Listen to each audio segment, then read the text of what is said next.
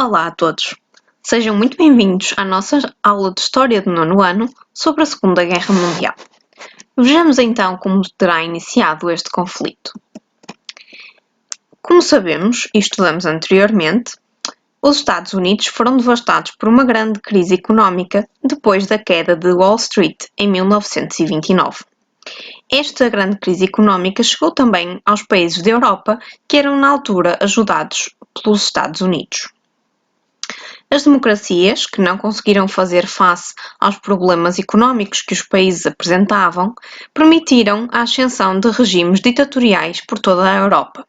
Destacam-se os principais. Na Alemanha, Hitler implantou o nazismo e em Itália, Mussolini implantou o fascismo. Depois, tivemos também uma guerra civil em Espanha, que fez com que Francisco Franco chegasse à liderança do país e tornasse o regime político uma ditadura. Além destas três situações, houve uma clara violação de fronteiras e ocupação de territórios pelos três países que formavam o eixo, ou seja, Itália, Japão e Alemanha. A ocupação de territórios era uma preocupação destes três países.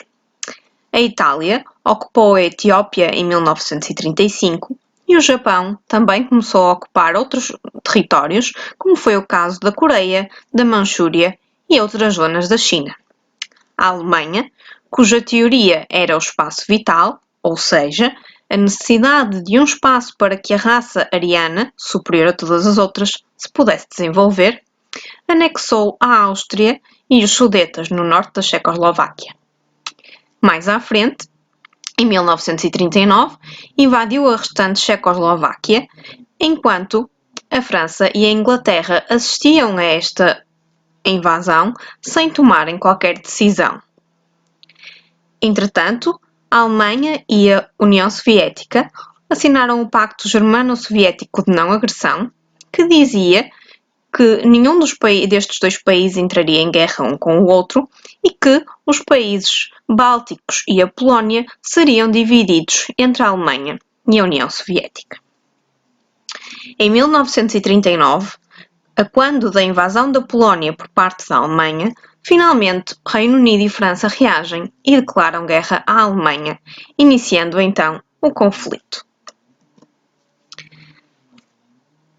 A primeira fase da guerra ficou conhecida como sendo a Guerra Relâmpago.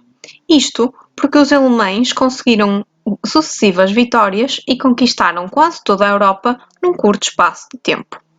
Conquistaram então a Polónia, a Dinamarca, a Noruega, a Holanda, a Bélgica e parte da França. Podemos ver, neste mapa, a evolução de todas as tentativas feitas pelo eixo para ocupar novos territórios entre 1939 e 1942. Assim sendo, parte da França estava ocupada e apenas o Reino Unido continuava a resistir, quer com o apoio das suas colónias, quer com o apoio material dos Estados Unidos da América. Em 1940, no verão, ocorreu a chamada Batalha de Inglaterra, que foi uma batalha entre as forças aéreas alemã e inglesa, na qual os ingleses triunfaram devido ao seu conhecimento dos radares. Conhecimento este que os alemães não tinham. Desta forma, Hitler perdeu a sua primeira grande batalha e abandonou a ideia de invadir a Inglaterra. Mais à frente, em 1941, a Alemanha decide quebrar o Pacto Germano-Soviético de Não Agressão e ataca a União Soviética. O Exército Vermelho, soviético, não estava preparado para isto, portanto, a Alemanha conseguiu rapidamente conquistar várias cidades. Em 1942, os alemães cercaram a cidade de Stalingrado. Esta cidade resistiu fortemente durante meses até que os reforços russos cercaram os alemães e os obrigaram à rendição. Também por esta altura, a Alemanha ocupou a Grécia e a Jugoslávia juntamente com a ajuda da Itália.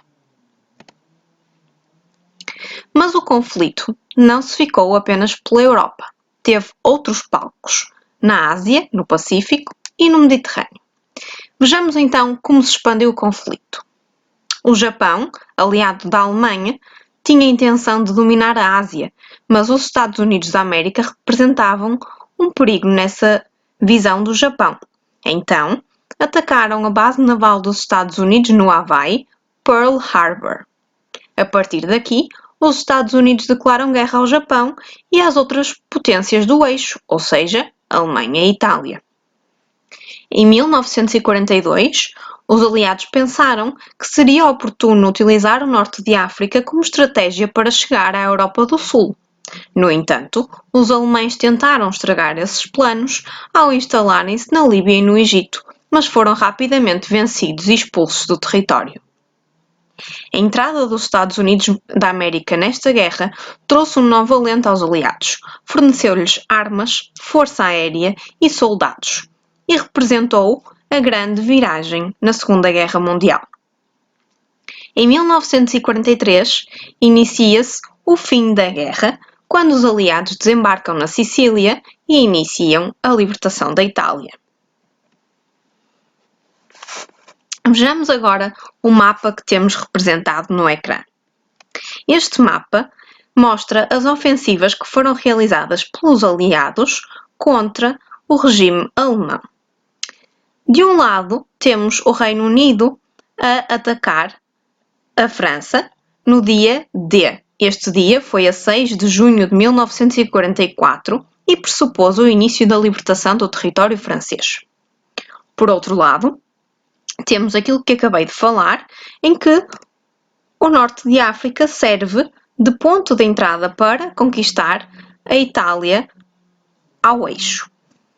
Também do ponto oriental, a União Soviética começa a agir e desloca-se para o Ocidente. Ou seja, trabalhando nestas várias frentes, os aliados conseguiram que a Alemanha ficasse cercada de todos os lados. Em 1945, a 8 de maio, a Alemanha rendeu-se.